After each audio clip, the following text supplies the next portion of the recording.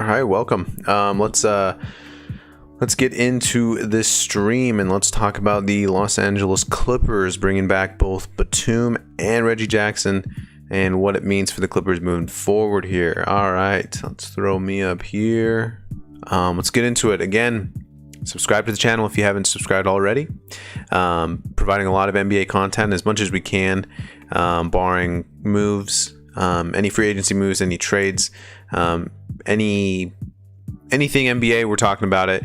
And then also the summer league's coming up, and we'll be kind of doing some watching of that, and then along with some reviews of kind of what these draft picks have looked like, and what they're showing in summer league. So again, if you're interested in that, subscribe to the channel, like the video, comment, join our live streams, and have fun with it. All right, let's just jump into the Clippers on that note. So the Clippers have gone ahead and they have re-signed both Reggie Jackson and Nicolas Batum. Now, the Batum signing happened a while ago. I'm aware of that, but the Reggie Jackson, I kind of wanted to hold off on the Clippers just because I wanted to see what they would do in other areas. I feel like the team is pretty solid. I mean, obviously they had their run last year to get the Western Conference Finals. Fortunately, with Kawhi's injury, limited them to, not be their full potential team, and end up losing to the Suns in 6 games. So the Clippers, though, kind of had an interesting offseason to me because they were heading into an offseason where it was either you're going to lose potentially both Reggie Jackson and Nicolas Batum, or you can bring them back and bring on Kawhi, but you're like, money is going to be really, really high going into next year. And then on top of that, Kawhi's may not even play a majority of next year. So an interesting thing with the Clippers, they were able to get it done. I actually was wondering, how aggressive were they going to be in the offseason, knowing that they're going to miss Kawhi for a lot of the year? Maybe they know things that we don't. But yeah, let's. My initial thoughts on them bringing both Batum and Jackson back is that if Kawhi is fully healthy, this is a team that, again, why would it be any kind of a different result about this team being in a different place going into next season, as far as where they're finished at the end of the season? The Clippers have shown us that they're a very talented team. This year's team was very good. When George and Leonard were all on the floor, they were very good. Batum and resurrecting his career after Charlotte was huge. Jackson was a huge help in the playoffs. Marcus Morris had times where he kind of, was here and there, but overall, I think he's solid as a player that you have on your team.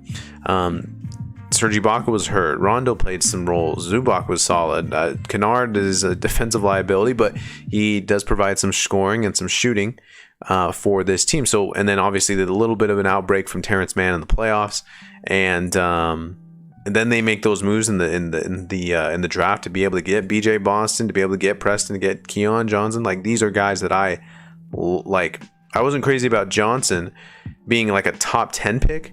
But him going at 21 is huge. Preston was also a good pickup. BJ Boston was a guy I thought was going to go in the first round. So, I thought the Clippers have done a really, really good job here in the offseason to be able to kind of retool their team as best they can. Now, I think they even understand if Kawhi is out, we have to have some kind of sense of the future. And that's why we go make these moves for these 3 young guys in the draft, and are aggressive in that manner.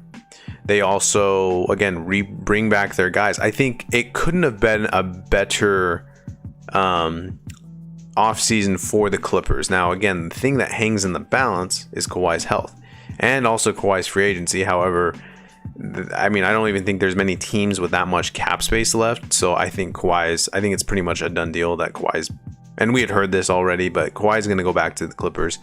And now the real question is just when will he be able to return to the court and be able to play, given his history with injuries and injury management and load management, whatever you want to call it. It'll be interesting to see what happens with the Clippers in that regard, because talent-wise, you look at on paper, if everybody's playing, they're a team that should be able to easily get home court advantage throughout, not throughout the playoffs, but throughout the first round or two of the playoffs. I think that kind of is maybe a given, but we always have these ups and downs with the Clippers during the regular season. It's like, sometimes they're great, sometimes they're not so great. And sometimes they take this regular season seriously and sometimes they don't. Like, I don't. So it's hard for me to project that on top of the Kawhi injury. But I do feel like because you're bringing everybody back, because you understand that like Tyronn Lue is one of the better coaches in the NBA. So you have the talent, you have the coach, you have some role players that you're bringing back, you add some younger pieces that you can grow with moving forward. I think this Clippers team, again, given Kawhi's injury, I think they can be really good. How they look, like, let's anticipate, if the season starts on time, so it'll be about October, let's anticipate that Kawhi misses till February. So let's say that's after the All-Star break, so post middle of February.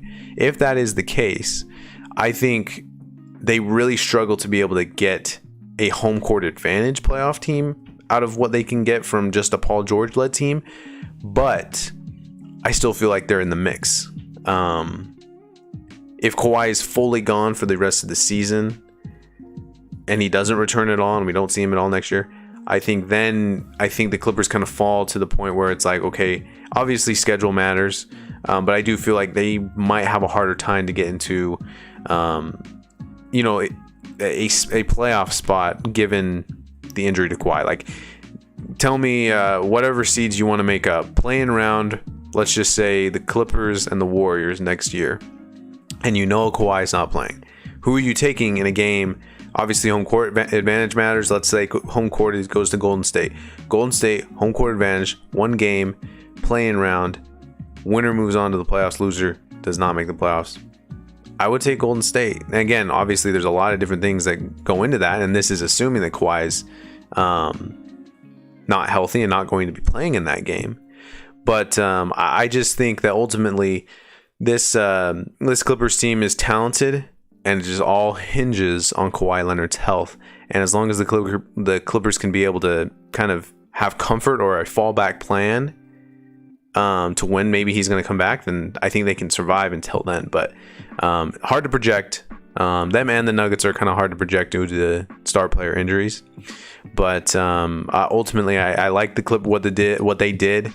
I think the ideal offseason for them would be keep your guys, Kawhi and Batum and Reggie Jackson, and then maybe try to find some guy that you can, try to develop in the draft. And they found 3 guys that I really like and value. So I see a lot from this team. I think they're ultimately a team that is can make the playoffs, but again, all on the health of Kawhi Leonard, totally. But that's it for this Clippers rundown. I really like what they've done. I think they're pretty much done, other than re-signing Kawhi Leonard, which again I think is a given at this point. And so that is pretty much it.